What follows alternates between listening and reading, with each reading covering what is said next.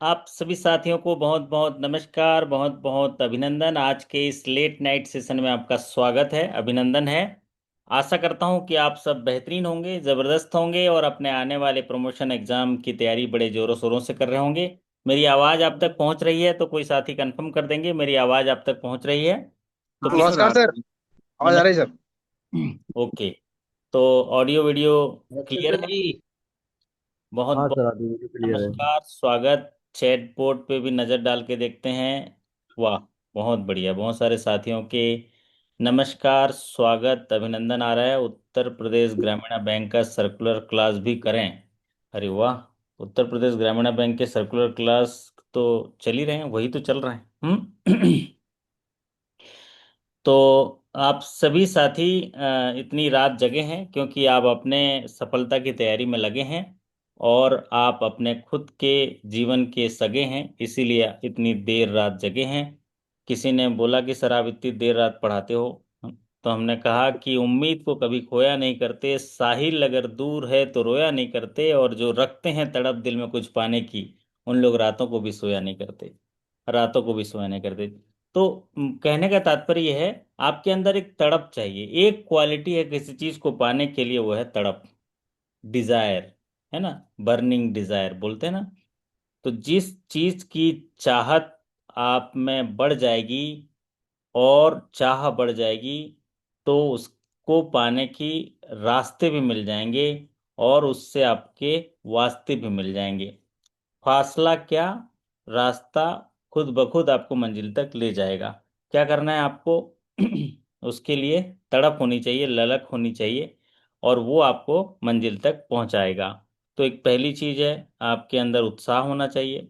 दूसरा, कंटेंट होना चाहिए, मार्गदर्शन होना चाहिए, और फिर आप उसमें तौर तरीके से उस फ्रेमवर्क में पढ़ने की कोशिश करेंगे। पंच सूत्र का पालन करेंगे। 5 धुरी में एग्जामिनेशन के आते हैं, सारा चीज पंच पंच तत्व से आप बने हो।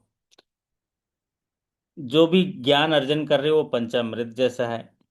और अमृत का मतलब होता है आमृत। आमृत का पालन करिए। खुश रहना है, सारे काम जो सामान्य तरीके से करते हैं उसको भी करना है, और उसमें से समय निकाल के आपको अपने लिए अध्ययन भी करना है। पंचसूत्र पढ़ने के लिए ये है कि किसी चीज को पढ़ना है, लिखना है, समझना है, दोहराना है और अभ्यास करना है। 5 सूत्र हैं। पहला पढ़ना, दूसरा लिखना, तीसरा समझना, चौथा अभ्यास करना, चौथा दोहराना, और पांचवा अभ्यास करना। अभ्यास करना बहुत जरूरी है। जैसे कि आप लोग रात को अभ्यास करते हैं, मॉक टेस्ट का जो सेशंस है, आप अभ्यास करेंगे तो आपको पता चलता है कि मेरा निर्णय लेने की क्षमता कितनी है। आज के सेशन में हम डिजिटल बैंकिंग के अपडेट्स पढ़ेंगे।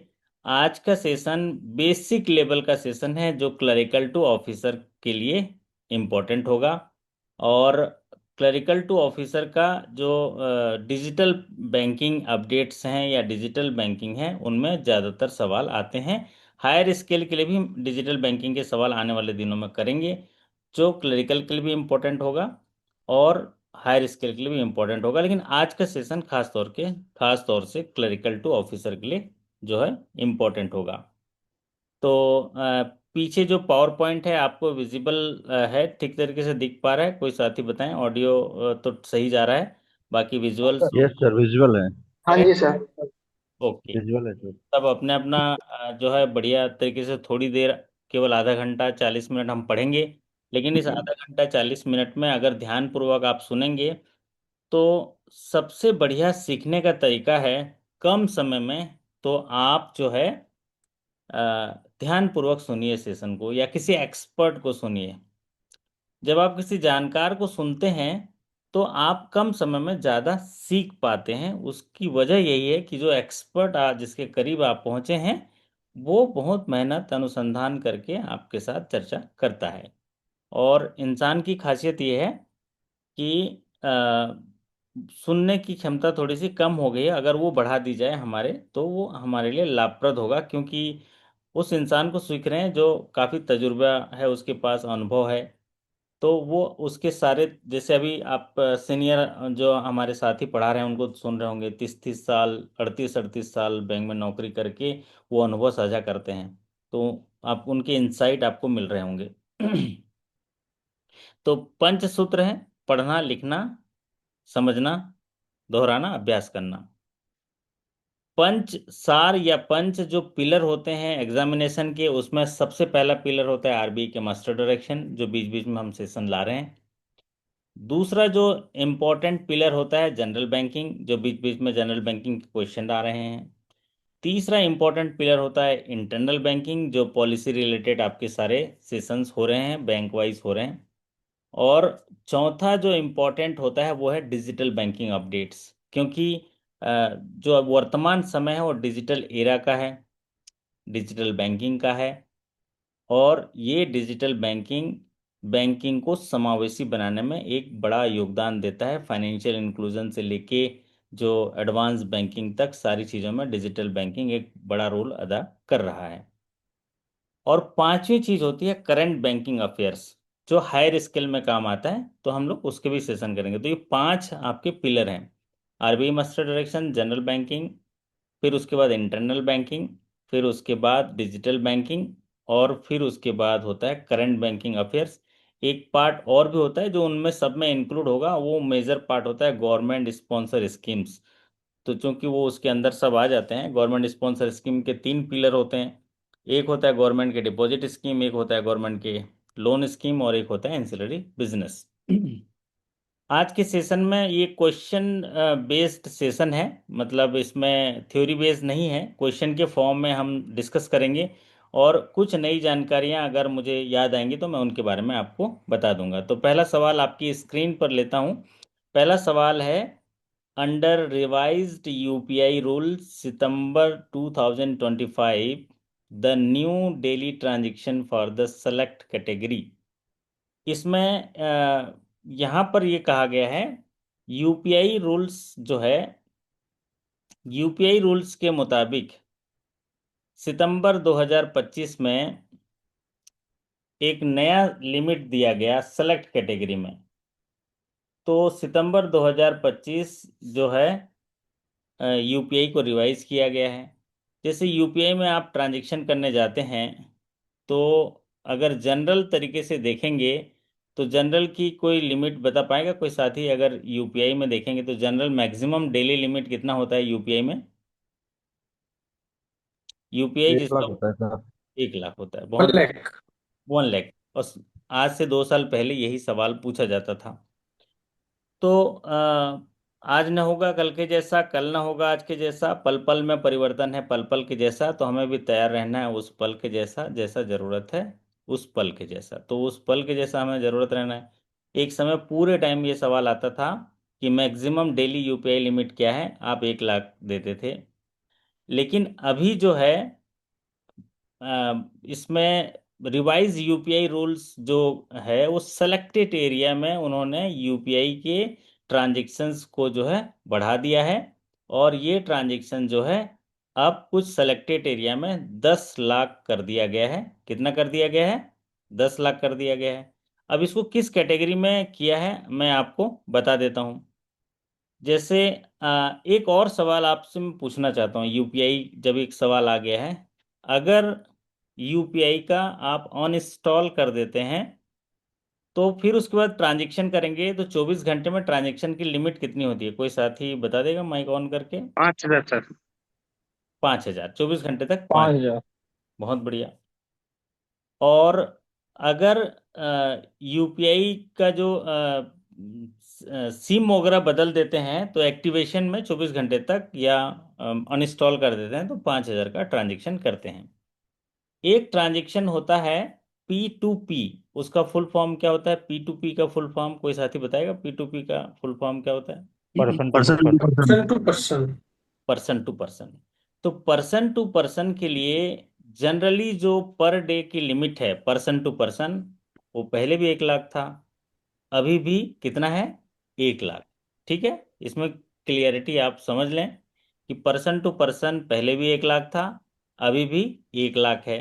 स्टैंडर्ड यूपीआई लिमिट जो है 1 लाख है। अब आता है पर्सन टू एम। कोई साथी बताएगा पर्सन टू एम क्या होता है? मर्चेंट। Person to merchant. ठीक है, इसकी लिमिट बताइए कितना है? पर्सन टू मर्चेंट की लिमिट जो है 1 लाख से बढ़ाकर 5 लाख रुपए तक कर दी गई है कुछ कैटेगरी में, जैसे कि कैपिटल मार्केट और कलेक्शन इंश्योरेंस। जो 5 लाख की लिमिट को अगर, ध्यानपूर्वक सुनिए मैं जितनी बातें बता रहा हूँ, पहला person to person 1 lakh, person to merchant 5 lakh.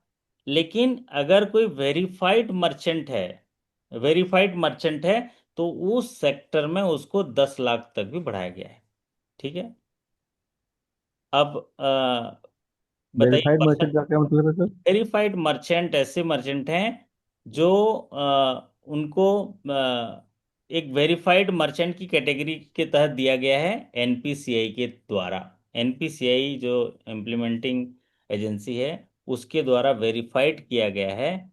तो ऐसे मर्चेंट को 5 लाख से बढ़कर स्पेसिफिक सेक्टर में 10 लाख रुपए तक ट्रांजैक्शन पर्सन टू मर्चेंट दिया है। जैसे कि इंश्योरेंस सेक्टर है, तो इंश्योरेंस सेक्टर में वेरीफाइड कोई मर्चेंट होगा कलेक्शन के लिए, कैपिटल मार्केट के लिए, ये जो है दिया गया है maximum per day limit 10 lakh रुपए किया गया है।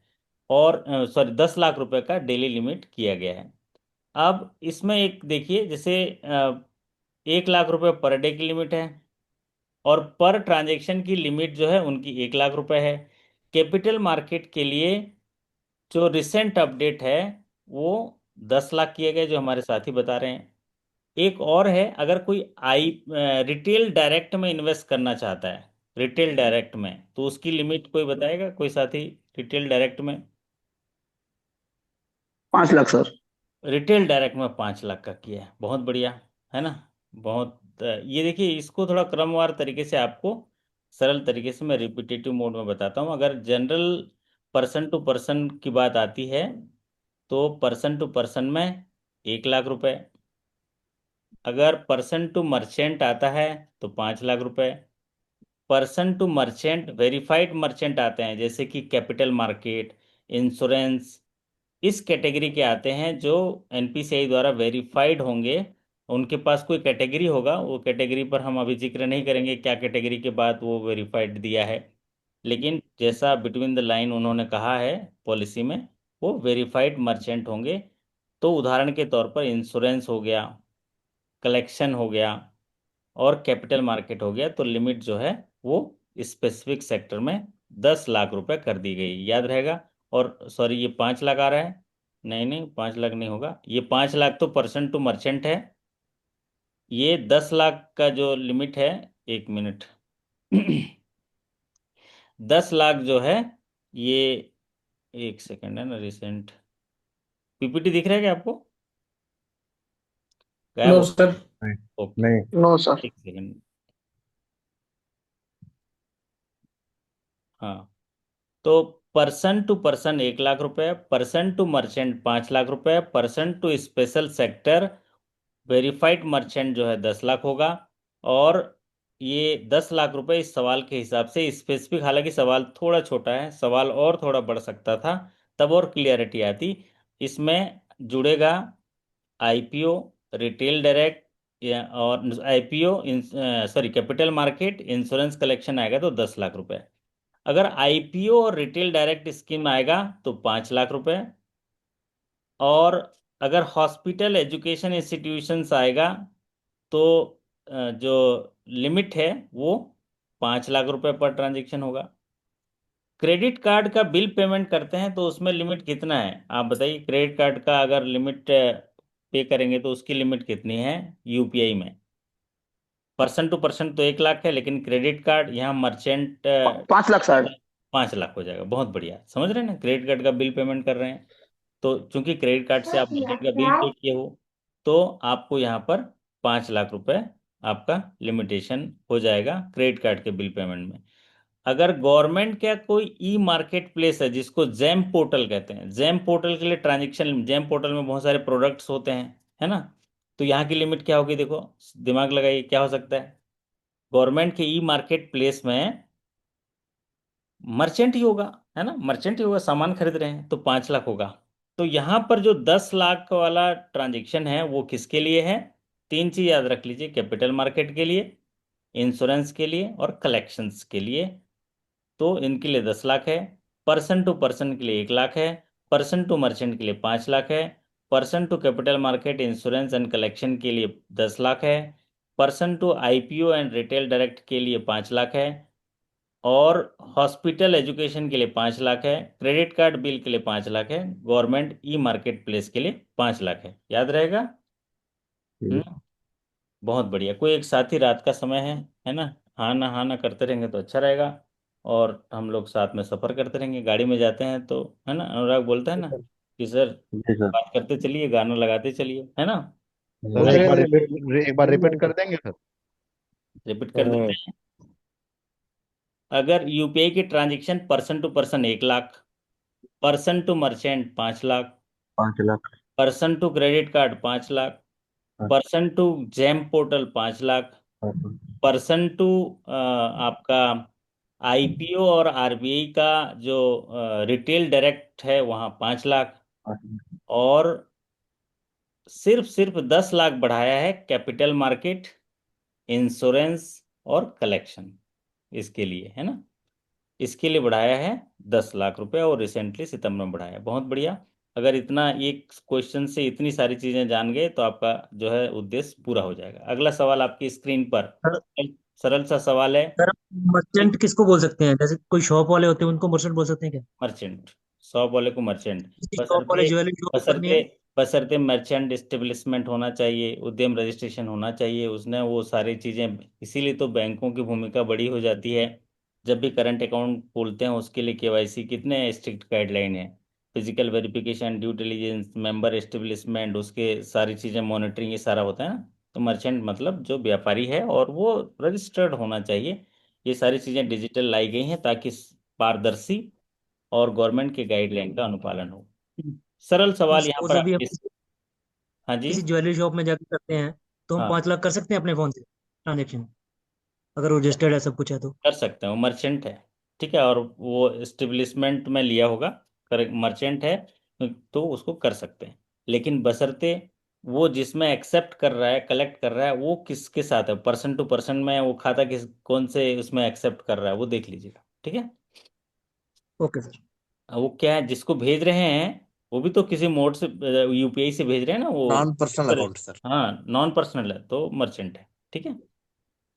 यहाँ पर सरल सवाल आपके स्क्रीन पर है, जो क्लरिकल टू ऑफिसर के लिए सूट करता है। Which body manage UPI in India? तो आप लोग बताइए। एनपीसीआई। एनपीसीआई। एनपीसीआई जो है वो क्या करता है, मैनेज करता है इंडिया में यूपीआई का यूपीआई के ट्रांजैक्शन। यूपीआई का फुल फॉर्म होता है यूनिफाइड भाई payment interface. Payment payment interface. Interface. तो इंटरफेस। भारत में एक क्रांतिकारी परिवर्तन लाया गया। और भारतीय बैंकिंग संघ और भारतीय रिजर्व बैंक जैसे इन आईबीए और भारतीय रिजर्व बैंक ने एक विशेष पहल करी। और सन 2008 में एनपीसीआई का इसकी स्थापना की। और एनपीसीआई भारत में ना एक राष्ट्रीय भुगतान निगम बनाया गया, जिसे national payment corporation of India बनाया गया। इसका उद्देश्य यही था कि भारत में जो रिटेल पेमेंट होंगे या खुदरा पेमेंट होंगे, उनके सेटलमेंट का वो संचालन करेगा। और एक अम्ब्रेला ऑर्गेनाइजेशन है उसका, पूरे अम्ब्रेला उस छत के नीचे सारे जो हैं ट्रांजेक्शन्स के सेटलमेंट होंगे। इसके लिए उन्होंने national payment corporation of India बनाया। और 2008 में उन्होंने ये उद्देश्य रखा कि एक मजबूत, एक स्ट्रेंथन, मतलब एक सेफ्टी पेमेंट की जो इंफ्रास्ट्रक्चर है उसको हम बनाते हैं इसके पीछे। और उन्होंने भारत की डिजिटल अर्थव्यवस्था को बदलने में महत्वपूर्ण भूमिका निभाए। इसके लिए उन्होंने एनपीसीआई बनाया। अब एनपीसीआई के काम क्या करता है, देखिए। एनपीसी, इसका उत्तर तो एनपीसीआई हो गया, आप लोग बेसिक से जान गए कि यूपीआई को जो है मैनेज करता है एनपीसीआई, बराबर है। लेकिन एनपीसीआई का जो मूलभूत काम है, प्रमुख काम जो है, वो सारे रिटेल पेमेंट को सेटल करता है, रिटेल पेमेंट को इम्प्लीमेंट करता है, उनका ऑपरेशन जो है संचालन करता है। भारत में जितने भी रिटेल भुगतान होते हैं या सेटलमेंट उनके प्रोसेसेस होते हैं, उनको वो ऑपरेट करता है, साथ ही साथ उनको प्रोसेस करता है। फिर उसके बाद वो जो पेमेंट के डिजिटल नए इनिशिएटिव्स को बढ़ावा देता है, क्योंकि टेक्नोलॉजी आया है। तो टेक्नोलॉजी में अगर कोई नया मर्चेंट जो है पैसा पाने के लिए ये सारी चीज़ें की गई हैं, उसमें कोई नवाचार आता है, नया आचार आता है, नई चीज़ें आती हैं, नई इनिशिएटिव आते हैं, तो उसको जो है वो एक्सेप्ट करता है, फिर नया नया चीज़ लाता है। जैसे देखिए, किसी ने, आपने, हमारे अनुराग गया, पैसा दिया, उसने बोला, सब्जी वाले को पैसे दे दिया, उसने बोला हो गया मालिक, बैंक के मैनेजर हैं, भरोसा करके चला गया, लेकिन पैसा गया नहीं, फेल हो गया। तो उसके लिए वो बोले मुझे तो पता नहीं चला, मैं तो अनपढ़ हूँ, तो उसके लिए साउंड बॉक्स लगा दिए, है ना। ये इसको बोलते हैं इनिशिएटिव। साउंड बॉक्स में क्या बोलता है कि 100 रुपया प्राप्त हुए, तो वो जान लेता है कि पैसा आ गए। तो ये भारत एक डिजिटल समाज बन पाए, जिसके लिए एनपीसीआई एक विशेष काम करता है।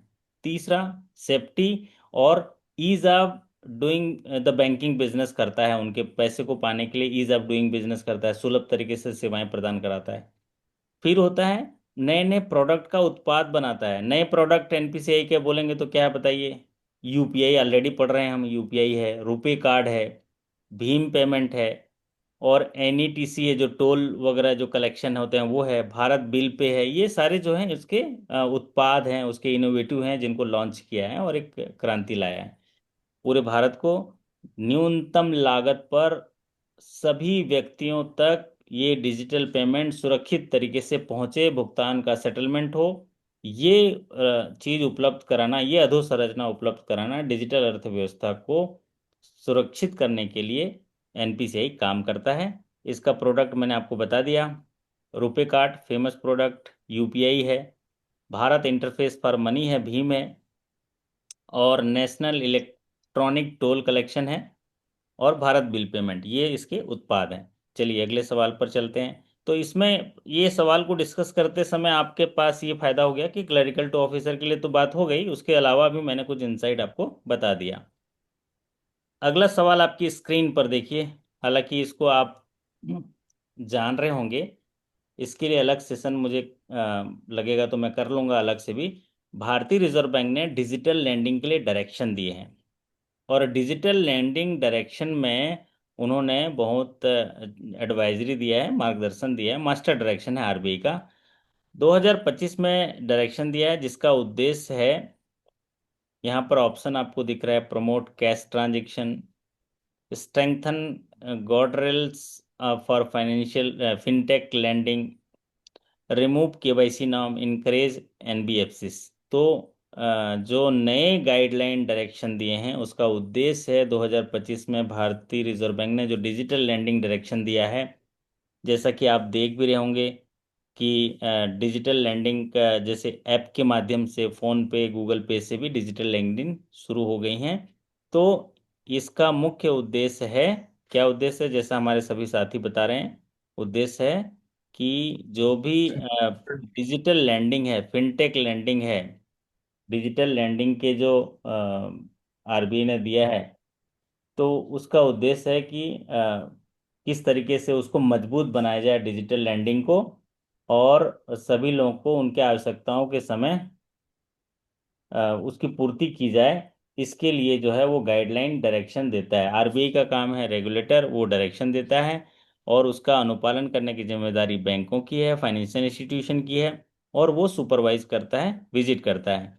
तो भारतीय रिजर्व बैंक ने एक विशेष दिशा निर्देश दिया डिजिटल लैंडिंग पर, जिसमें कि जो भी कस्टमर हैं, उनके उनके प्रोटेक्शन हो पाए, उनको मतलब पारदर्शी तरीके से, एक रिस्पॉन्सिबल तरीके से जो है उस डिजिटल लैंडिंग में उनको उनकी ज़रूरतों को पूरा हो, और उनके जो डाटा हैं सारी चीज़ें सुरक्षित हों, और उनके जो ऋण मिल रहा है वो पता चले किस टर्म्स एंड कंडीशन पे ऋण मिल रहा है, और उनके सभी जानकारियां जो हैं उनको मिल जाए, शुल्क कितना है, ऋण की अवधि क्या होगी, ईएमआई क्या है, और उनके द्वारा जो प्रोवाइड किया गया डाटा है वो भी गोपनीय हो, कूलिंग पीरियड और समझौता हटाने, ये सारी चीज़ों को अनुपालन हो, इसके लिए उन्होंने ये दिशा निर्देश दिए हैं। बढ़ते हैं अगले सवाल पर। अगला सवाल देखिए, under draft RBI rule banks can not promote what on digital platform. अभी हाल ही में जब ये ड्राफ्ट आरबीआई का रूल्स आया, आप आरबीआई के मास्टर डायरेक्शन को जाएंगे, तो चूंकि हम डिजिटल अभी बैंकिंग पे पढ़ रहे हैं तो उन्हीं को उठाया हूं मैं। तो उन्होंने ये कहा है कि कोई भी बैंक अपने प्रोडक्ट का प्रचार प्रसार कर सकता है, केवाईसी अपडेट या आरबीआई के कोई भी मास्टर डायरेक्शन है जिनका हम अनुपालन करते हैं उसको कर सकता है, लेकिन थर्ड पार्टी प्रोडक्ट्स को जो है प्रोहिबिट करता है कि आप थर्ड पार्टी प्रोडक्ट का प्रचार प्रसार अपने वेबसाइट पर या अपने डिजिटल प्लेटफॉर्म पर न करें। आप तभी कर सकते हैं अगर आरबीआई आपको उसकी अनुमति दी है तब। अभी हाल ही में आप देखे होंगे, जब भी थर्ड पार्टी प्रोडक्ट पे आप काम करते हैं तो आरबीआई उसकी परमिशन देता है, तब जाके आप उसको काम शुरू करते हैं। थर्ड पार्टी प्रोडक्ट में हम क्या करते हैं, एंसिलरी सर्विसेज देते हैं, इंश्योरेंस के प्रोडक्ट देते हैं। ये थर्ड पार्टी प्रोडक्ट है, किसी दूसरे का प्रोडक्ट की मार्केटिंग हम करते हैं, उसके लिए आरबीआई परमिशन देगा तब आप करेंगे, अदरवाइज प्रोहिबिशन है, आप इस तरह का कोई काम नहीं कर सकते। चलिए आगे बढ़ते हैं अगले सवाल पर। Which KYC methods are now allowed under RBI simplified guideline? भारतीय रिजर्व बैंक ने भारत में रहने वाले लोगों के बैंकिंग जीवन को सुलभ बनाने के लिए बहुत सारे आयामों पे वो अनुमति देते हैं, मार्गदर्शन देते हैं। और सिंप्लीफाइड गाइडलाइन के तहत भारतीय रिजर्व बैंक केवाईसी मेथड इस्तेमाल करने के लिए सभी बैंकों को अनुमति दिया है कि अगर कोई ग्राहक चाहे तो इन माध्यम से वो केवाईसी सबमिट कर सकता है या केवाईसी वेरिफिकेशन कर सकता है। एक होता है फेस टू फेस, कस्टमर आ गया, ओके है, आप फेस टू फेस कर लिए, अंगूठा लगा लिए, देख लिए। दूसरा है वीडियो सीआईपी। वीडियो जो है वो लॉन्ग डिस्टेंस में कस्टमर है, वीडियो के माध्यम से आप वेरीफाई कर रहे हैं, है ना, कस्टमर वेरिफिकेशन कर रहे हैं वीडियो के माध्यम से, वीडियो कॉल के माध्यम से। और तीसरा है ओटीपी आधार बेस, ओटीपी आधार नंबर डाल रहे हैं, ओटीपी जा रहा है तो आप उसमें कंफर्म कर रहे हैं, तो ऑल ऑफ द अबव सारे प्लेटफॉर्म जो है आप यूज़ कर सकते हैं सिंप्लीफाइड गाइडलाइन के लिए। तो यहाँ ऑल ऑफ द अबव होगा। ज़्यादातर जो है ये वीडियो केवाईसी के लिए पूछता है। अभी वीडियो केवाईसी के लिए अलग से सेशन भी हमने दिया है, मैं वीडियो उसका भेज दूंगा, आप लोग देख लीजिएगा। एक नया उन्होंने बफर रखने के लिए एक निर्देश दिए हैं।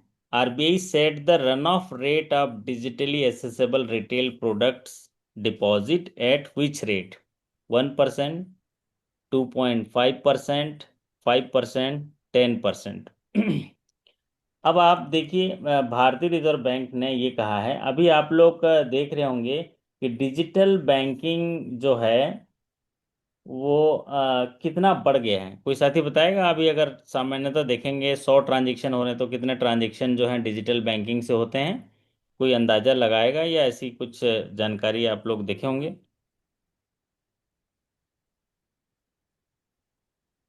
अगर हम देखेंगे पीयर टू पीयर बैंक में तो मोर देन 85%, 85% से ज़्यादा, अभी तो रिकॉर्ड तोड़ भी हो गया है, आप लोग न्यूज़ पढ़ते होंगे। तो 85 से ज़्यादा मतलब 100 अगर ट्रांजेक्शन हो रहे हैं तो 85 ट्रांजेक्शन जो हैं वो डिजिटल प्लेटफॉर्म पे हो रहे हैं, और इतनी आसानी से हो रहे हैं, इतने बेहतर तरीके से हो रहे हैं कि चिल्लर खोजने की ज़रूरत नहीं, सारी चीज़ें इतनी आसानी से, है ना, जितनी देर में हम पर्स से हमारा जो अनुराग पैसा निकालेगा उतने उन पर्स से निकाल ही नहीं पाया होगा और यूपीआई में चला जाता है ना, एग्री करते हैं ना। तो यहाँ पर भारतीय रिजर्व बैंक कहता है कि जो भी पैसा आपका उस मोड में है जहाँ पर डिजिटल मोबाइल बैंकिंग या इंटरनेट बैंकिंग के माध्यम से निकल सकता है, ऐसे डिपॉजिट पर एक आपको लिक्विडिटी कवरेज होना चाहिए, आपके पास एक ऐसी जमा राशि सुरक्षित होनी चाहिए ताकि कोई जोखिम आने के उस अवसर पर उसका आप इस्तेमाल कर पाएं, तो आरबीआई के पास जमा कर दीजिए। इसीलिए इसको रन ऑफ रेट के लिए एक बफर बोला है, उन्होंने बोला है कि 2.5% का आप एक बफर मैनेज करिए। पहले ये 5% था, जिसे वो बोला गया है 2.5% जो है आप बढ़ा दीजिए, मतलब 7.5% रखिए। कहने का तात्पर्य है कि आपके डिपॉजिट में से अगर आपने जितने डिपॉजिटर को mobile banking, internet banking, digital banking शुरू किए हैं, अगर वो 100 रुपया है तो आप उसका 7.5 जो परसेंटेज है वो आप उसको सुरक्षित रखिए। तो ये रन ऑफ रेट में बढ़ोतरी करी है। ये कॉन्सेप्ट इसलिए है कि अगर किसी जोखिम की स्थिति में आप उसका इस्तेमाल कर सकते हैं। एक लिक्विडिटी कवरेज आपका ठीक होगा। एक अल्पकालिक तरलता की क्षमता का अनुमान लगाने के लिए ये बफर रखा गया है, ताकि अगर कोई प्रतिकूल परिस्थिति आई या कोई विपत्ति आई, आवश्यकता पड़ गई नकदी की, तो आप उसको ले सकते हैं। ये मौद्रिक नीति का एक इंस्ट्रूमेंट है जो फाइनेंशियल इंस्टीट्यूशन को एक निश्चित अवधि में नकदी दर को नापता है। और आरबीआई चूंकि नया दे दिया है डिजिटल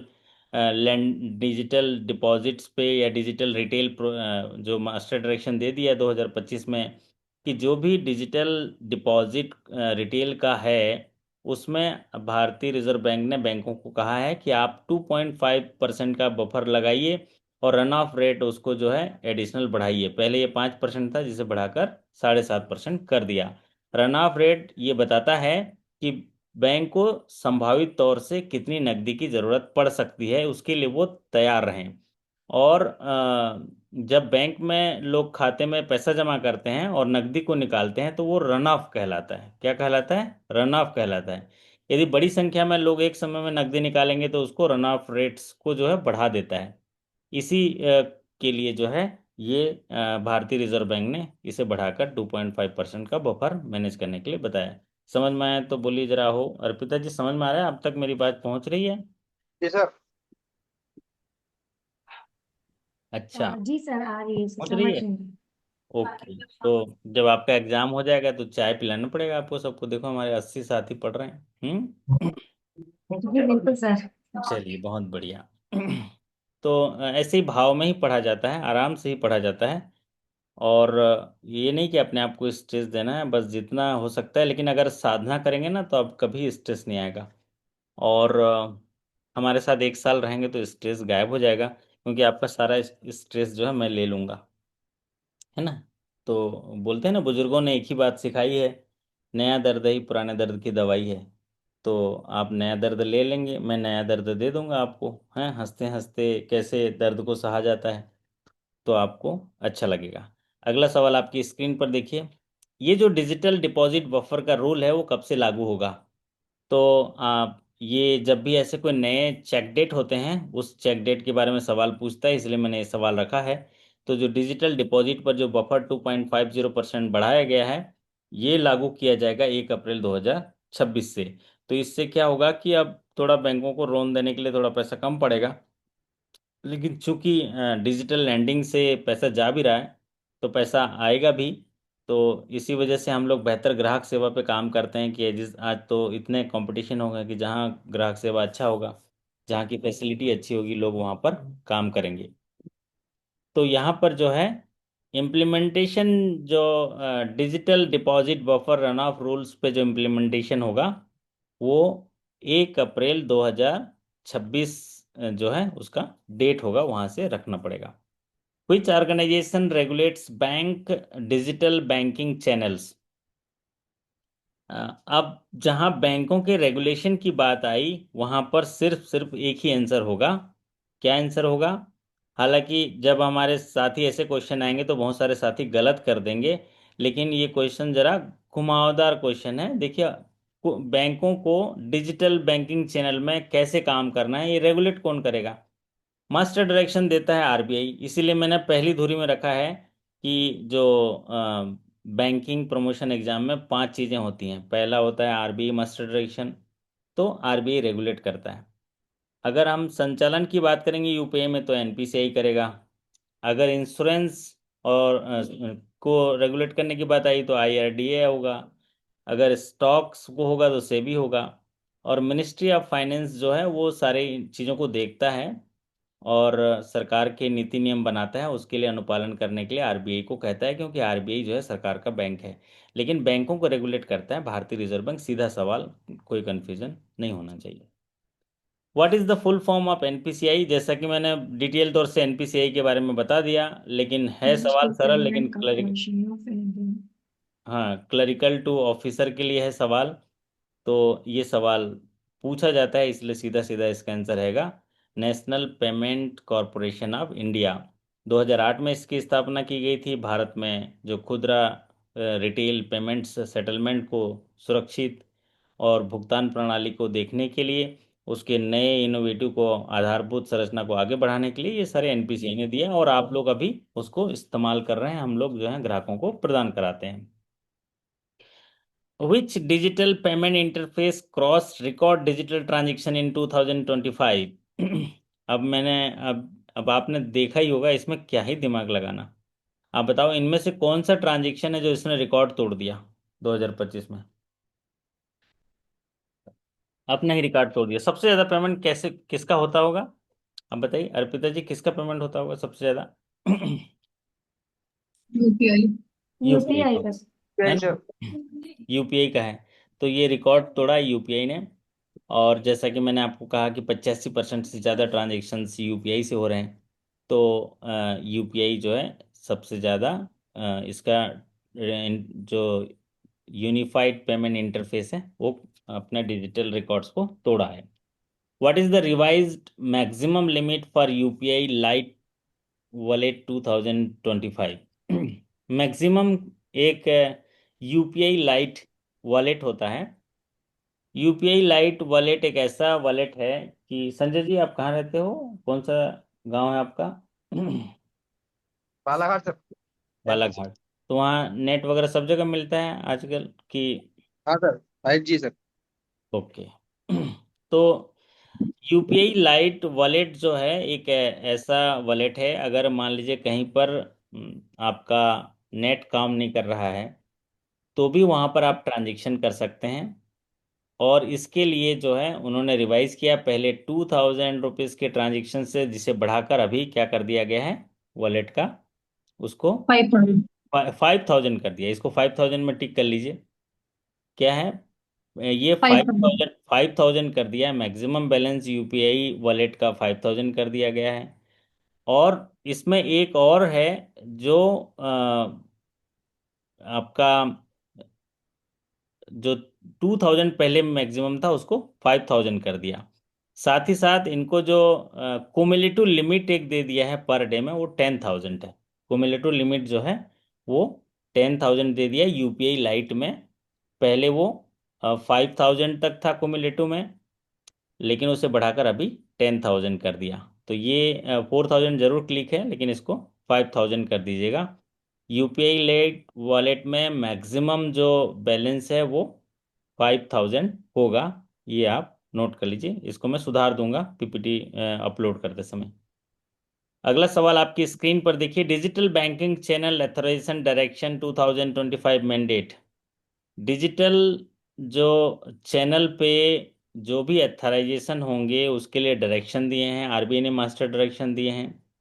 और उस मास्टर डायरेक्शन में क्या चीज मैंडेट दिया गया है? Prior RBI approval for new digital channel, free use of third party apps, unlimited foreign remittance, relaxation of anti money laundering rules. तो कभी भी एंटी मनी लॉन्ड्रिंग रूल्स में रिलैक्सेशन नहीं मिलता, अनलिमिटेड फॉरेन रेमिटेंस भी नहीं मिलेगा, free use of third party app भी नहीं मिलेगा।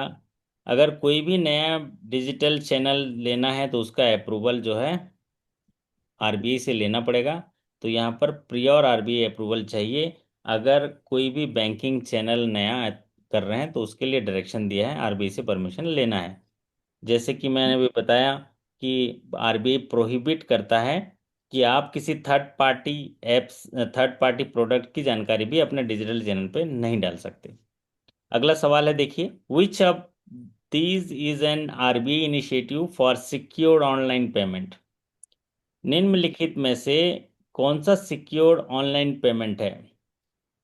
Bharat bill payment services, e rupee, tokenization, all of the above. यहाँ चारों के चारों जो है ये सिक्योर्ड पेमेंट है। सिक्योर्ड पेमेंट इसलिए है क्योंकि ये जो टोकनाइजेशन है, पहले एक अनसिक्योर्ड पेमेंट था। कैसे? हम कार्ड के सारे डिटेल पंच करते थे तो वो अनसिक्योर्ड हो जाता था। अब क्या है, जो कार्ड है उसको टोकनाइज कर देगा, तो उसमें डिजिटल डिजिट दिखता ही नहीं, टोकनाइज हो जाएगा, तो इसीलिए वो सिक्योर्ड हो गया। तो सभी यहाँ पर सिक्योर्ड है। भारत बिल पेमेंट भी सिक्योर है, क्योंकि वो बिल्स का जो नंबर होता है सर्विस नंबर से होता है। और ई रूपी तो आप जानते ही हैं, वो सिक्योर्ड ही है, क्योंकि वो एक, जैसे आपके पास 10 रुपए का नोट आपने किसी को दे दिया तो दे दिया, सिक्योर्ड ही है उसको, है ना। तो यहाँ पर चारों जो है सिक्योर्ड है। RBI's 2025 digital rules required explicit fill in the blanks from the customer before offering the services।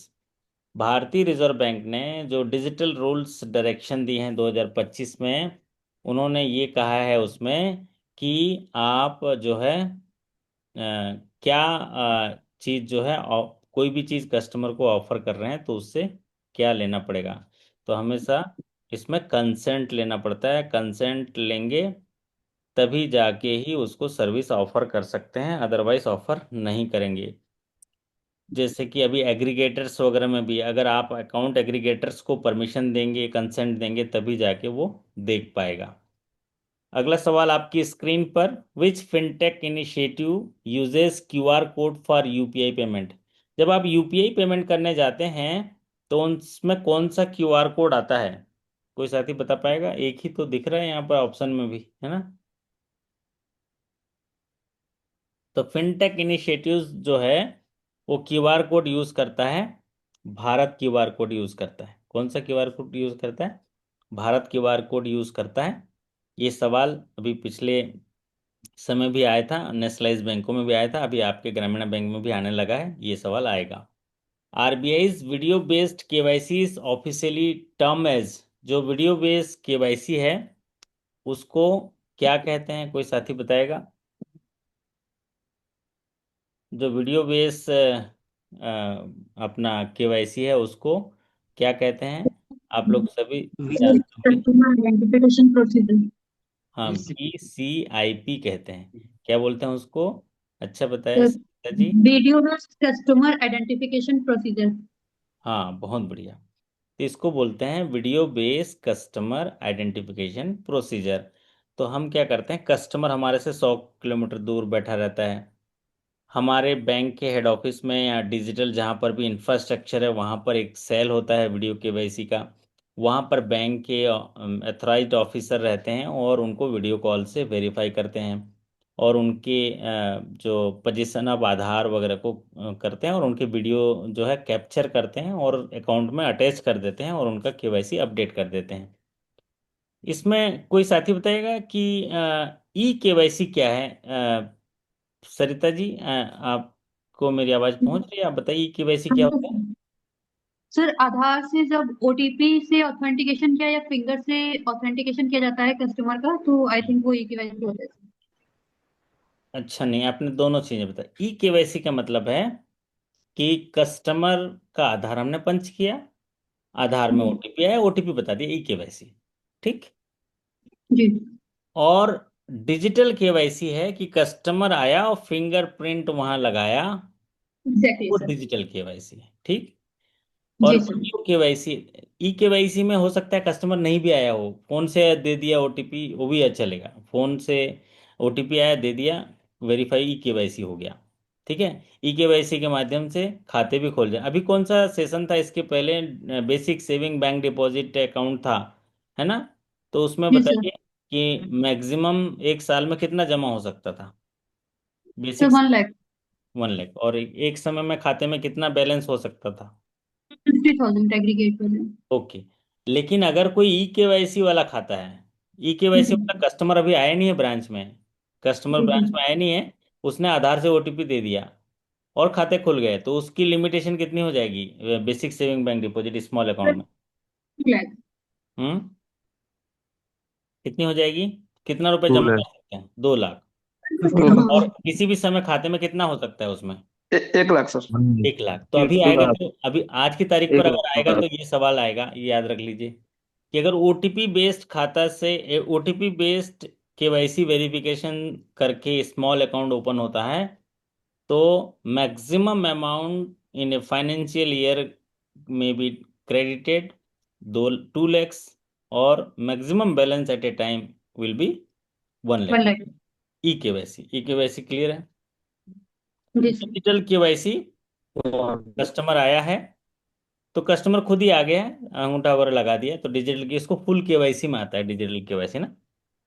Full KYC हो गया तो डिजिटल के। ई केवाईसी मतलब अब वो दूर से आया है, ये ओटीपी बेस्ड है। डिजिटल केवाईसी कस्टमर सामने आ गया, हम फोटो भी खींच सकते हैं उसका, आधार भी लगा सकते हैं, अंगूठा भी लगा सकते हैं, फुल ई केवाईसी हो गया। वीडियो बेस्ड केवाईसी, दूर में बैठा हुआ है ना, लखनऊ में बैठा हुआ है, और हम लोग उससे वीडियो खींच के उसको कंफर्म कर दिए। Video based customer identification procedure जो हमारे साथी ने बताया, बढ़िया उसका, आपने उसका सरल तरीके से क्या बता दिया आपने, उसका फुल फॉर्म बता दिया VCIP का।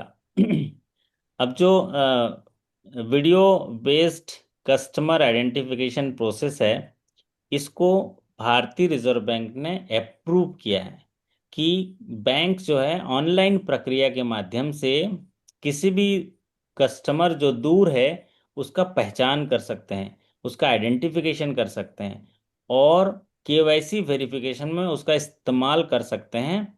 बैंक जाने की ज़रूरत नहीं है ग्राहक को, और इसके लिए उन्होंने ये video based customer identification process बताया। अब ये जो वीडियो बेस्ड कस्टमर आइडेंटिफिकेशन है, जो बैंक टेक्नोलॉजी से लैस हैं या सभी बैंकों ने इसको चालू कर दिया है, इसके लिए जैसे आपके यहाँ कोई खाता खोलने आता है तो एक लिंक बनी हुई है, उस लिंक में जाके कस्टमर खुद ही डाटा डाल देता है, उसकी केवाईसी जो है हमारे सेंट्रल टीम जो वीडियो केवाईसी में बैठे हैं वो इस पर जो है उसको ओके कर देते हैं, खाता में केवाईसी अपडेट हो जाता है। इसके फायदा क्या है, देखिए, एक वीडियो कॉल का उपयोग करता है ग्राहक, और वीडियो कॉल के माध्यम से अपने आप पहचान को सत्यापित करता है, जिसमें आप चेहरे की पहचान करते हैं। साथ ही आर्टिफिशियल इंटेलिजेंस से ना वो उसकी जांच तकनीकों से उसका उपयोग किया जाता है, उसमें ये टेक्नोलॉजी में यूज़ किया जाता है।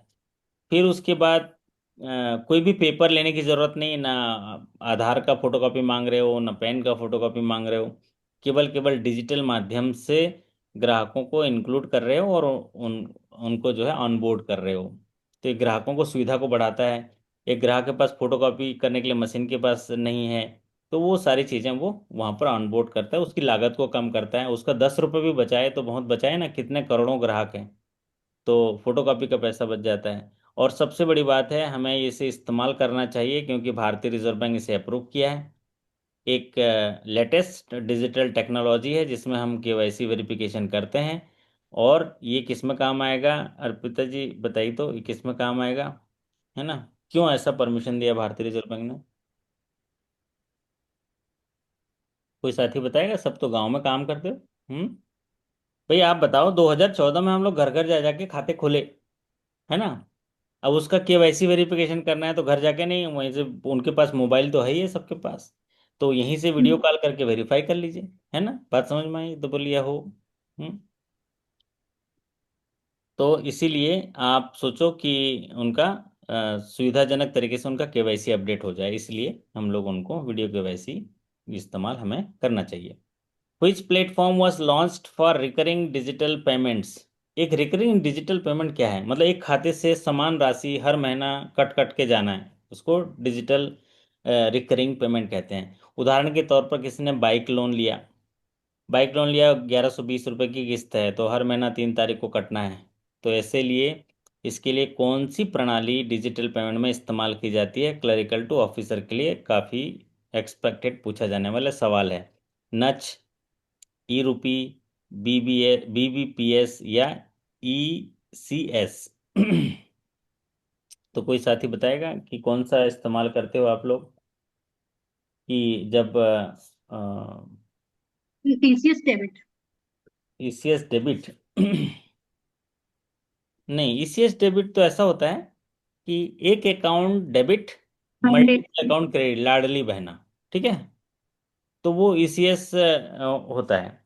लेकिन यहाँ पर एक जन है ना, रिकरिंग नेचर का है, हर महीना महीना ये जो है वो डेबिट होगा और एक जगह क्रेडिट होगा, इसको बोलते हैं एथेंटिकेशन करने के लिए नच बोलते हैं। क्या बोलते हैं? नच प्लेटफॉर्म। नच का फुल फॉर्म क्या है? National automated clearing automated. House. National automated clearing house. तो भारतीय रिजर्व बैंक ने ये जिम्मा भी एनपीसीआई को दिया।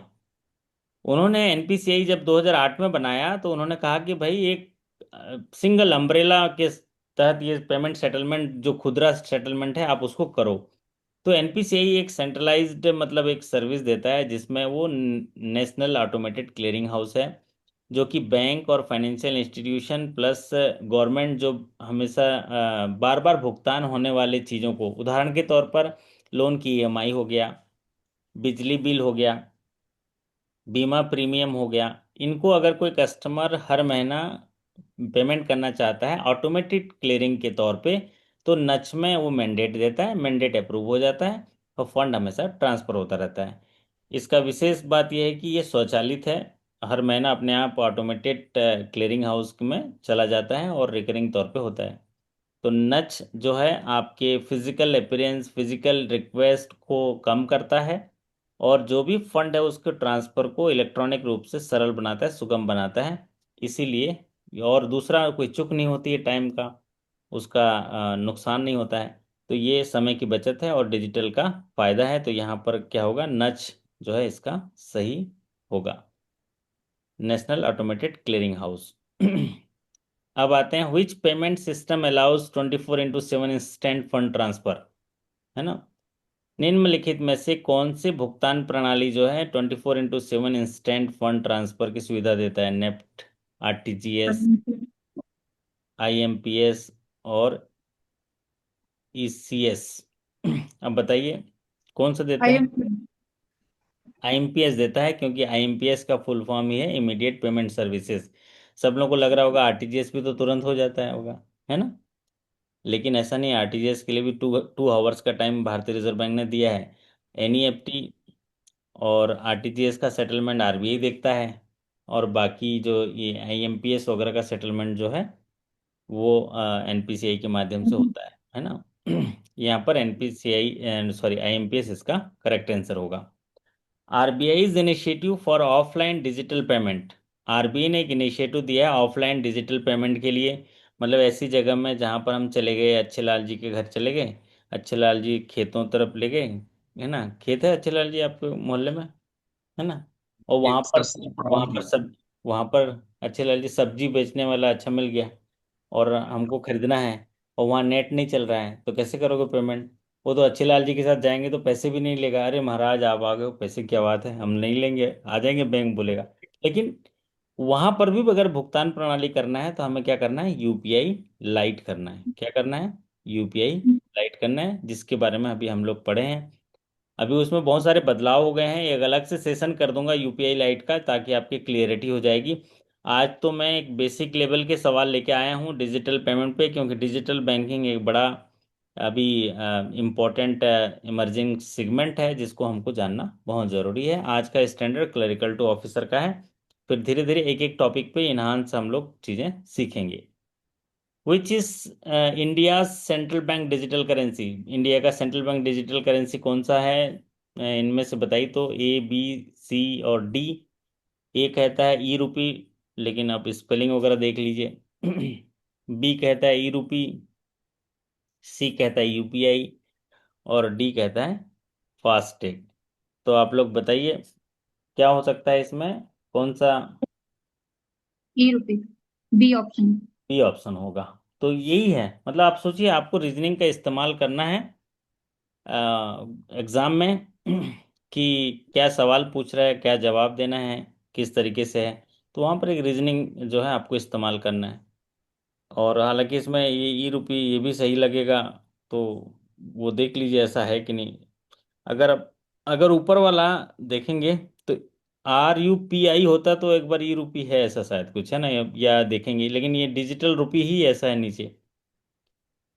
तो हालांकि इतना कंफ्यूजन नहीं देगा, ये क्लियर देगा, डिजिटल रुपी बी इसका आंसर होगा।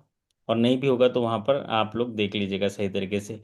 एक भारतीय रिजर्व बैंक ने एक क्रांतिकारी परिवर्तन लाया और उन्होंने एक डिजिटल मुद्रा शुरुआत करी जिसे ई रूपी कहते हैं, और ई के ऊपर आर में ऐसा लगा के रखता है वो, मतलब यहाँ पर जो दिखाया है ना, ये जो बी में दिखाया है ई के ऊपर आर ऐसे लगा के रखता है। तो इन्होंने क्या किया कि जो फिजिकल करेंसी है उसका डिजिटल रूप बनाया, और जिसका वैल्यू जो इंडियन करेंसी है उसके बराबर ही होता है, और उसको ई रुपया या ई रूपी डिजिटल रुपया करके सेंट्रल बैंक डिजिटल करेंसी का नाम दिया, सीबीडीसी, जिसको बोलते हैं सेंट्रल बैंक डिजिटल करेंसी। भारतीय रिजर्व बैंक ये करेंसी जारी करता है। ये करेंसी सेफ है, और सेटलमेंट इसका इमीडिएटली होता है, भरोसेमंद है। सबसे बड़ी इसके लिए जो फायदे वाली बात है, इसको छपाई करने की लागत ही नहीं है। और आप डिजिटल ई रूपी अपने वॉलेट में लेके देखिएगा, किसी को दे के देखिएगा, ऐसा लगता है जैसे पर्स में हम पैसे रखे रहते हैं ना, 500 500 200 रुपए का नोट वैसे दिखता है और ऐसे जाता है। और इसके इस्तेमाल करने से आपको एक डिजिटल वॉलेट, डिजिटल रुपया वॉलेट जो है ऐप में उसको रखना होता है, उसके माध्यम से लेन देन करेंगे। और ई वॉलेट जो है उसको जैसे ही डाउनलोड करेंगे, उसमें वो जो रुपी है उसमें डिजिटल ई रुपी को कन्वर्ट करके वहाँ पर वो सेव हो जाता है। फिर पेमेंट जो है सामान्यतः जैसा आप पेमेंट करते हैं वैसा होता है। तो इसके अगर बेनिफिट हम देखें तो तीन चार बेनिफिट, जैसे मैंने बताया कि इसमें लागत कम है, कोई भंडार रखने की ज़रूरत नहीं है, ये नोटों की गड्डी जैसे खड़ी करनी है उसके लिए ज़रूरत नहीं है, सेफ्टी है, और ईज ऑफ डूइंग बिजनेस, सरल है बैंकिंग के लिए, और एक प्रभावशाली है और एकदम बढ़िया टेक्नोलॉजी से भरा हुआ है। तो यहाँ पर ई रुपीस इसका सही आंसर है। भारतीय reserve bank allows digital bank central bank digital currency retail segment pilot basis पे 2022 में चलाया था, और जो है होलसेल बेसिस पे और रिटेल बैंकिंग पे दोनों जो है चालू हुआ 2024 में। 23 में 22 में किया था रिटेल में, फिर होलसेल में, और अभी दोनों जो है एक्टिव हैं। आरबीआई जो है अभी रिटेल में जो चालू किया था पायलट बेसिस पे वो 2022 में किया था। यूरोपी का एक सेशन है उसको मैंने किया था, उसका वीडियो आपको मैं दे दूंगा, आप डिटेल और देख लेना। Which RBI platforms enable direct retail investment in government securities GSEX? तो गवर्नमेंट सिक्योरिटीज के इन्वेस्टमेंट के लिए भारतीय रिजर्व बैंक ने जो सामान्य नागरिक हैं उनको रिटेल इन्वेस्टमेंट करने के लिए उनको शुरुआत करी है। और इसके लिए कौन सा प्लेटफॉर्म बनाया? ई कुबेर, रिटेल डायरेक्ट, एनडीएसओएम या एनएसई? तो आप सभी साथी जानते होंगे, दो प्लेटफॉर्म के बारे में सबसे ज़्यादा पूछता है, उनमें से एक है ई कुबेर। तो ई कुबेर एक डिटेल सब्जेक्ट है, हम लोग उसके लिए सेशंस भी लिए चुके हैं और भी हम लोग ले लेंगे। और अभी दूसरा जो सवाल पूछा जा रहा है वो है रिटेल डायरेक्ट। भारतीय रिजर्व बैंक ने क्या किया कि जितने भी लोग हैं वो खुदरा तरीके से भारतीय रिजर्व बैंक में इन्वेस्ट कर सकते हैं गवर्नमेंट सिक्योरिटी में। उसके लिए उन्होंने सीधे निवेश करने के लिए परमिशन दे दी, और इसके तहत उन्होंने जो इन्वेस्टर हैं उनको एक रिटेल डायरेक्ट गिल्ट खाता खोलेगा वो। क्योंकि जहां भी हम लोग जाते हैं, जैसे बैंक में भी कोई आता है पैसे रखता है तो खाता खोलता है, ठीक उसी तरह वहां भी एक रिटेल डायरेक्ट गिल्ट खाता खोलेगा। जैसे हम लोग शेयर करते हैं तो डिमेट खाता खोलते हैं।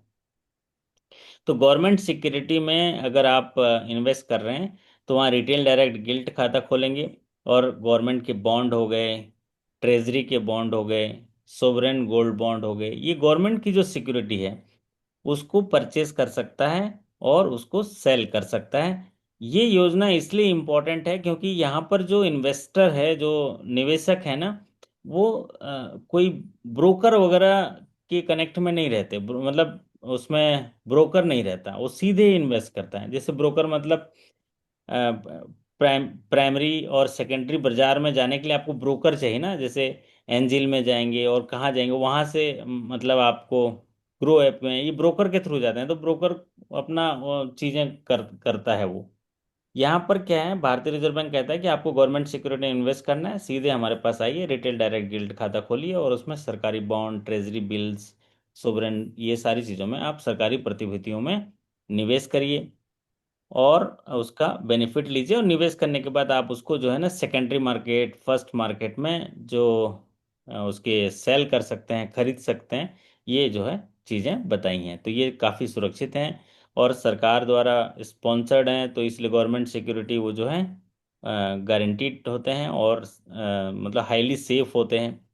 फिर इसमें अच्छा रिटर्न मिलता है, आपकी कैपिटल सुरक्षित रहता है और एक इजी एसेस दिया है कि आप आरबीआई के इसमें इन्वेस्ट कर सकते हैं। तो यहाँ पर हो गया retail direct.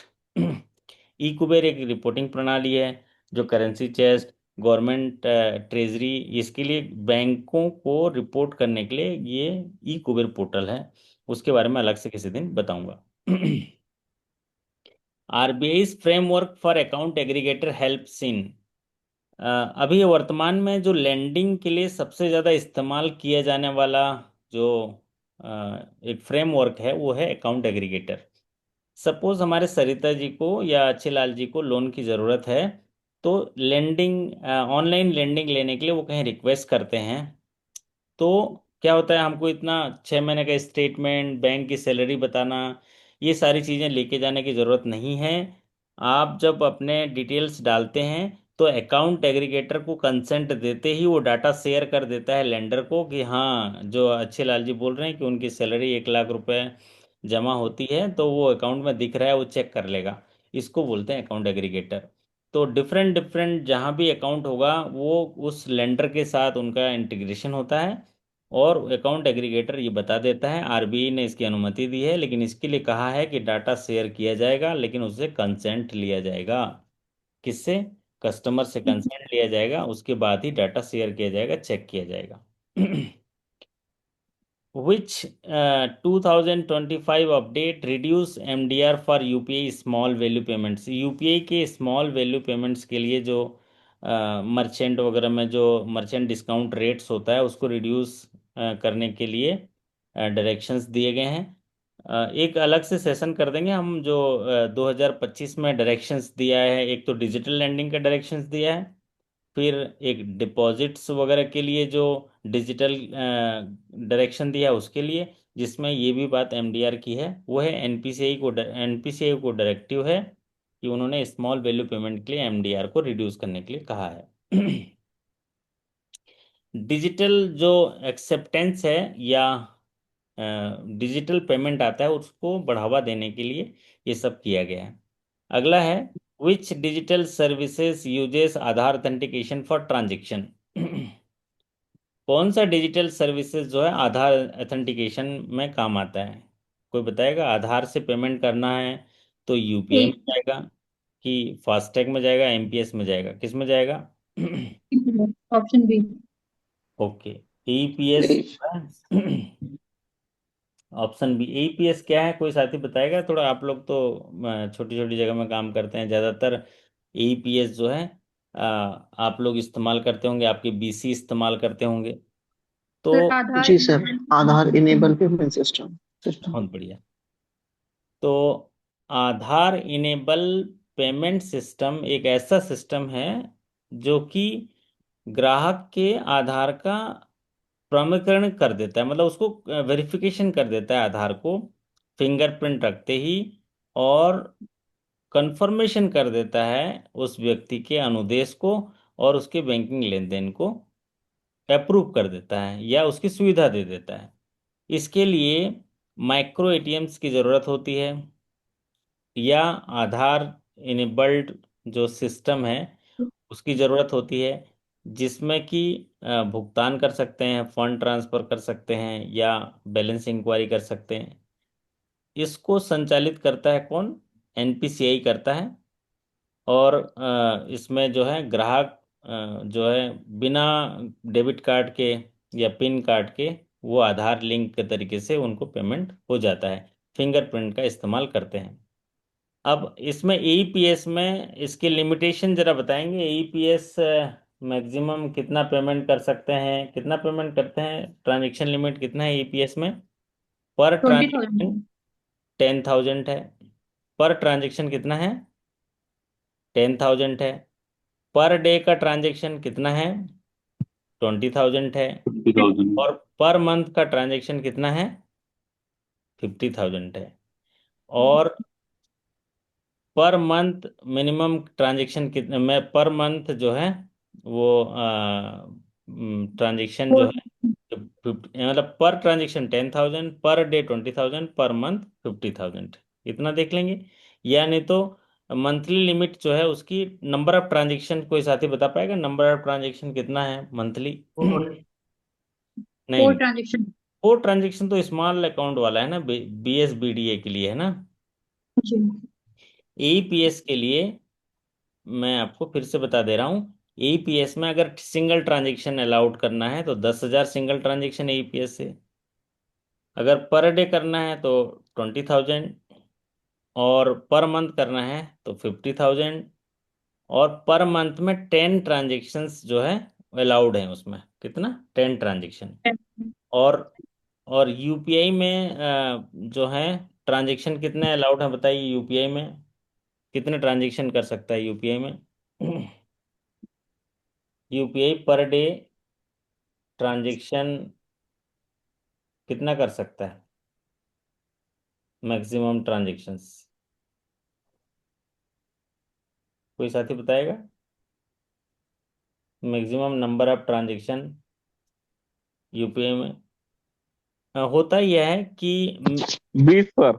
20 sir 1 lakh. Transaction. हाँ, उसमें क्या होता है, अगर खुद का यूपीआई प्लेटफॉर्म है तो 20 ट्रांजेक्शन करेगा 24 आवर्स में, और अगर अदर है तो 10 करेगा। अदर है मतलब जैसे मान लीजिए आपके बैंक का कोई यूपीआई का है, पे सिस्टम है, तो वहां पर 20 ट्रांजेक्शन होगा 24 आवर में। और अगर मान लीजिए आप फोन पे का या गूगल पे का कर रहे हैं और आपका बैंक उसके साथ लिंक्ड है दूसरे का, तो वहां पर वो 10 करेगा। तो ये maximum UPI transaction per day 20 कर सकता है। और अगर दूसरे बैंक, जैसे कि अपन बैंक आपका है, यूनियन बैंक है, और आपने फोन पे या गूगल पे उसमें अटैच करके रखा है, तो वहाँ पर 10 ट्रांजेक्शन होगा। और पर्सन टू पर्सन में तो 1 लाख है, पर्सन टू मर्चेंट में 5 लाख है। और यूपीआई लाइट में जो डेली लिमिट है 10,000 है, वॉलेट की लिमिट है 5,000 है, और पर्सन टू पर्सन तो 1 लाख, और merchant, person to merchant 5 lakh है। लेकिन पर डे में 20 यूपीआई ट्रांजेक्शन कर सकता है, खुद का हो तो, दूसरे का तो 10 ट्रांजेक्शन।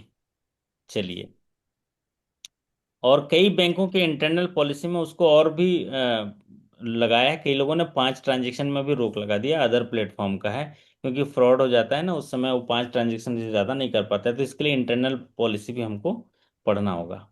लेकिन ये गाइडेंस जो है 20 का मैक्सिमम यूपीआई का है। Which digital services uses Aadhaar authentication for transaction?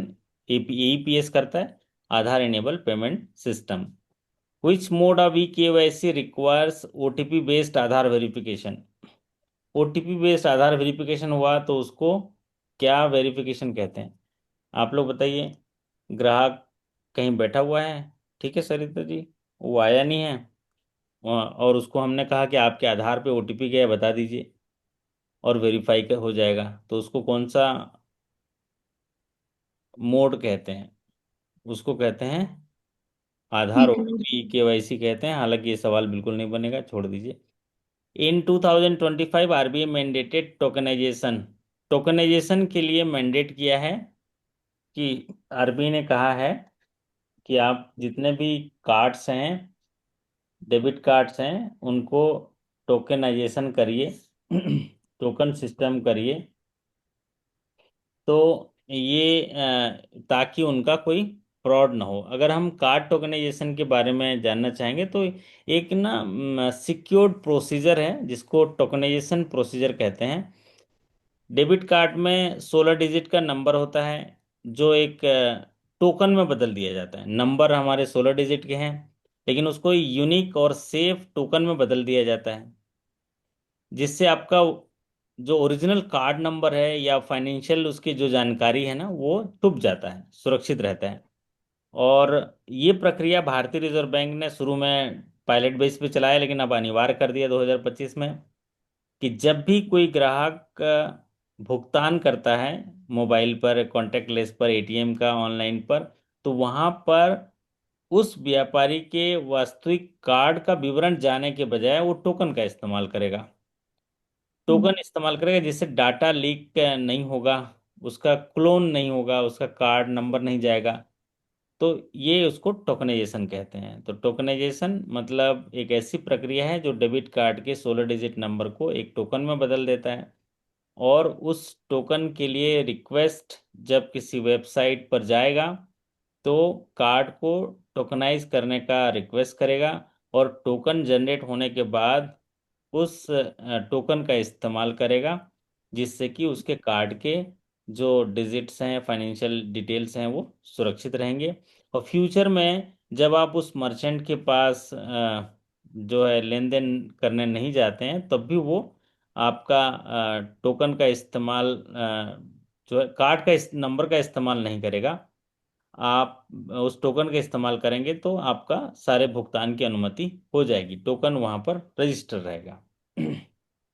बाकी कार्ड के डिटेल नहीं रहेंगे। तो यहाँ पर डेबिट कार्ड और क्रेडिट कार्ड में ये सुविधा दी गई है, क्योंकि कार्ड नंबर चोरी हो सकते हैं। Which is the RBI regulated platform for bill payment? Bill payment के लिए भारतीय रिजर्व बैंक ने कौन सा प्लेटफॉर्म को अप्रूव किया है? तो बिल पेमेंट, जैसे कि हम लोग को ऐसी चीजें हैं जो मंथली पेमेंट करना पड़ता है, तो उसको बिल पेमेंट के लिए भारतीय रिजर्व बैंक ने बोला है Bharat bill Bharat bill payment system. क्या बोला? हाँ, भारत बिल पेमेंट सिस्टम। भारतीय रिजर्व बैंक ने एनपीसीआई के माध्यम से एक नए भुगतान प्रणाली को परमिशन दिया, जिसे बीबीपीएस कहते हैं। और इसका उपयोग ना जैसे कि हम बिजली बिल पटाते हैं, पानी का बिल पटाते हैं, और डायरेक्ट टू जो डीटीएच वगैरह चलाते हैं, केबल है, गैस है, ब्रॉडबैंड है, आपका एजुकेशन शुल्क है, और सोसाइटी वगैरह का जो मेंटेनेंस है, जो कि हम रेगुलर पटाते हैं, उनके लिए एक इंटीग्रेटेड सिस्टम है जो बिल भुगतान सेवाएं मतलब उपलब्ध कराता है, या बिल भुगतान जो है उसको आपको प्रोवाइड कराता है। इसमें एक सर्विस नंबर के साथ आप अगर रजिस्टर कर लेते हैं तो फिर उसको जो है हमेशा वो उसके बिल जनरेट हो गया उसको दिखाएगा, फिर आपको रिमाइंडर देगा ऐप के माध्यम से, और उसको जो है आप ऑनलाइन पेमेंट कर सकते हैं। आपको इंटर ऑपरेबल है, ये इंटर ऑपरेबल है, अलग अलग भुगतान प्रणाली अलग अलग बैंकों की ये सुविधाएं प्रदान करता है। अगला सवाल आपकी स्क्रीन पर देखिए, which RBI initiative focus on digital financial literacy? तो फाइनेंशियल लिटरेसी के लिए अभी आरबीआई ने एक फाइनेंशियल लिटरेसी के लिए इनिशिएटिव लिया है। आरबीआई ने फाइनेंशियल लिटरेसी का इनिशिएटिव लिया, उसका नाम पूछा गया है, और पूरा उसको नाम दिया गया है फाइनेंशियल लिटरेसी के लिए। और इसमें जगह जगह आप लोग देखेंगे आरबीआई हमेशा जो ना फाइनेंशियल फाइनेंशियल लिटरेसी के लिए काम करता है। इसका नाम है प्रोजेक्ट फिनफिट। क्या किया है? प्रोजेक्ट फिनफिट किया है। और ये प्रोजेक्ट जो है आरबीआई ने अभी जो रिसेंटली जो है इस प्रोजेक्ट को आरबीआई इसको प्रचार प्रसार के तौर पर देखता है कि जो आरबीआई का जितने भी जानकारी है आरबीआई के गाइडलाइन के हिसाब से, तो आप सही तरीके से जानकारी दीजिए। जैसे कि प्रोजेक्ट फाइनेंस है, उसके लिए डायरेक्शंस दिया है, नए नॉर्म्स हैं, लार्ज प्रोजेक्ट्स हैं, इनको फिट करके इन्होंने दिया है, जिसमें कि commercials commencement, date of operation वगैरह दिया है, उनके नॉर्म्स वगैरह दिया है। तो हम लोग उसको डिटेल एक दिन और पढ़ेंगे प्रोजेक्ट फिनफिट के बारे में, फाइनेंशियली कौन सा प्रोजेक्ट फिट है। जैसे कि हम लोग फाइनेंस करते हैं बड़े बड़े प्रोजेक्ट में, तो भारतीय रिजर्व बैंक कहता है कि जब प्रोजेक्ट फाइनेंस करते हैं ना, तो आपको हम एक डायरेक्शंस दिए हैं, इस डायरेक्शन पे काम करो, ताकि एक स्टैंडर्डाइज प्रैक्टिस और उन रिस्क जो है कम से कम हो, रिस्क मिटिगेट हो, प्रभावशाली तरीके से आप रिस्क कम करते हुए उनको लोन दे पाएं। इसके लिए फाइनल डायरेक्शन जुलाई 2025 में भारतीय रिजर्व बैंक ने दिया, जिसमें कि डीसीसीओ जो date of commencement of commercial operation है, उससे रिलेटेड जो है कुछ उन्होंने इंफ्रास्ट्रक्चर के लिए 3 साल के लिए अलाउ किया है, नॉन इंफ्रास्ट्रक्चर के लिए 2 साल के लिए। तो ऐसे चीज़ें दिया है, उसको डिटेल हम लोग एक दिन पढ़ेंगे, जो हायर स्केल में काम आएगा। और इसका इफेक्टिव जो है 1 अक्टूबर 2025 से होगा। तो ये प्रोजेक्ट फिनफिट के बारे में अलग से हम लोग स्पेशल सेशन ले लेंगे। Digital banking channel authorization direction emphasize, जो digital banking channel authorization direction 2025 में है, तो उसमें उन्होंने कहा है कि आरबीआई हमेशा चेक करेगा, और आरबीआई कोई भी डिजिटल प्लेटफॉर्म पे कोई चीज़ लाते हो तो आरबीआई से परमिशन होना चाहिए, और जिसके बारे में आप उसकी चीज़ें चेक करते हो उसका कंसेंट होना चाहिए। तो यहाँ पर आंसर होगा RBI checks and customer consent.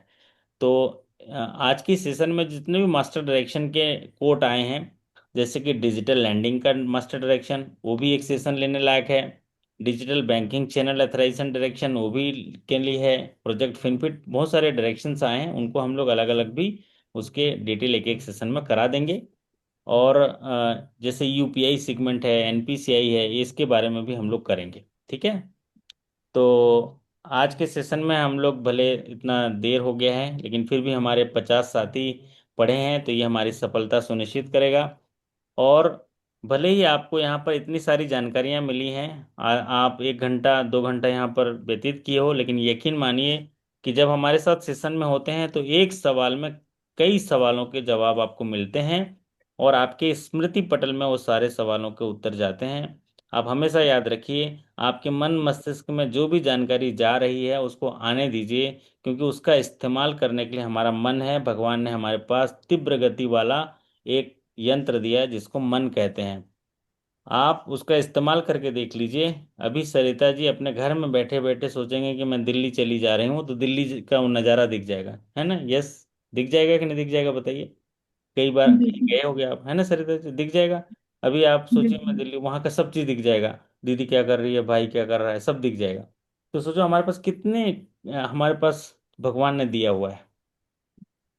तो ठीक उसी तरह अभी इतनी सारी चीज़ें सुने हैं आप, उस चीज का इस्तेमाल आपका दिमाग करेगा। आप बस अपने दिमाग को शांत रखिएगा, विनम्रता के साथ रहिएगा, समर्पण भाव के साथ रहिएगा, और अपने मन को डिस्टर्ब मत करिएगा। तो आशा करता हूँ कि कुछ चीजें सीखने मिली होंगी, आपको कुछ न कुछ नया सीखने मिला होगा। सर। मैं चाहता हूँ कि एक दो साथी कुछ कहना चाहें तो कहें, फिर नहीं तो ये सेशन हम समाप्त करेंगे। तो यस। प्रणाम सर जी। प्रणाम जी। प्रणाम सर। अच्छा सर सीख। नया वीडियो देखिए, सर बता दीजिए एक बार किस तरह देखें। मोबाइल से सर पढ़ाई कर रहे हैं तो लैपटॉप है नहीं सर। मोबाइल में किस तरह से देखें जो नया अपडेट आप डालते हैं। मोबाइल में मोबाइल ऐप जाएगा, तो मोबाइल ऐप जब ओपन करेंगे तो वहां पर परचेस कोर्स दिखेगा आपका, और हाँ वो सर, तो परचेज कोर्स में मांगता है सर। जाओगे तो वहाँ कंटेंट आएगा, कंटेंट फोल्डर आएगा। जी। कंटेंट फोल्डर के अंदर फिर आपको 2025 के वीडियो आएंगे, 2025 के पीडीएफ आएंगे। उनको ओपन करके एक एक वीडियो पढ़ते जाएगा। हमने उसको मंथ वाइज बना लिया, तो जनवरी महीना, फरवरी महीना, तो आप जनवरी से स्टार्ट कर लीजिए पढ़ना, और एक एक वीडियो और एक एक पीडीएफ देख लीजिए, आपका काम बन जाएगा। ठीक है जी। तो जी सर। अ, आपने तो कल सुबह फ़ोन करिएगा, अब मैं फ़ोन से आपको गाइड कर दूंगा, या आपको पर्सनल एक वीडियो कॉल पे लेके कर दूंगा, है ना? 8:30 बजे आप ठीक ठीक। करना हो तो फ़ोन कर लीजिएगा। तो एक थैंक यू। बात याद रखिए, यहाँ पर देखिए एक पुल बना हुआ है, चारों तरफ समंदर है, कहीं पर पैर रखने की जगह नहीं है। बराबर देख रहे हो ना सरिता जी?